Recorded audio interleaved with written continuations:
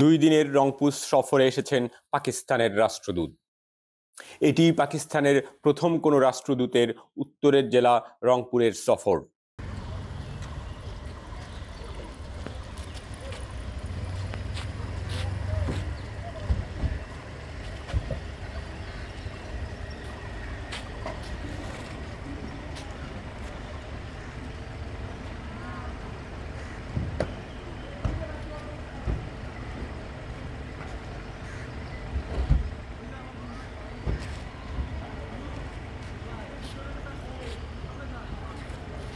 রাষ্ট্রদূত বাংলাদেশের ইতিহাস, ঐতিহ্য, সংস্কৃতির ওপরও বিশেষ আগ্রহ প্রকাশ করেন। রংপুর প্রত্নতত্ত্ব জাদুঘর তথা তাজহাট জমিদার বাড়ি ভিজিট করেন তিনি।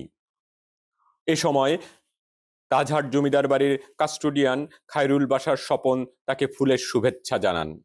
রাষ্ট্রদূত সাইদ আহমেদ মারুফ রংপুর জেলা চেম্বার অ্যান্ড কমার্স ইন্ডাস্ট্রি এর নেতৃবৃন্দের সঙ্গে বৈঠক করেন।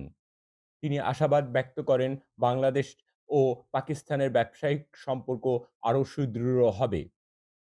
কৃষিনির্ভর রংপুরের কৃষিক্ষেত্রে পাকিস্তানের সহায়তার হাত বাড়িয়ে দেবেন বলেও তিনি জানান।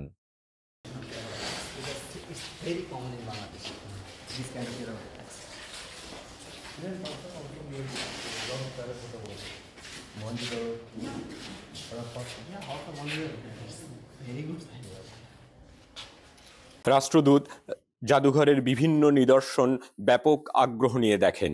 বিশেষ করে ৬৯ হিজরিতে প্রতিষ্ঠিত নবী সাল্লাল্লাহু আলাইহি সাল্লামের সাহাবী দ্বারা প্রতিষ্ঠিত মসজিদের ওপরে তার বিশেষ আগ্রহ দেখা যায়।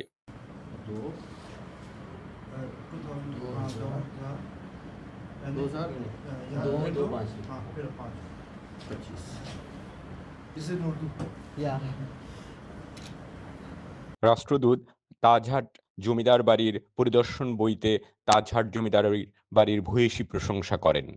পাশাপাশি এর উত্তরোত্তর সমৃদ্ধি এবং উন্নতি কামনা করেন।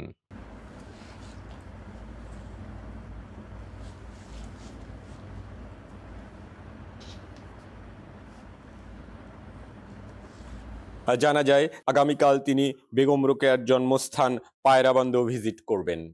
অত্যন্ত বন্ধু সুলভ এই পাকিস্তানের এই রাষ্ট্রদূত সত্যিকার অর্থেই জয় করে গেলেন রংপুরের সাধারণ মানুষের হৃদয়। ইনম ও Shahriar, senior staff reporter, Bangla FM।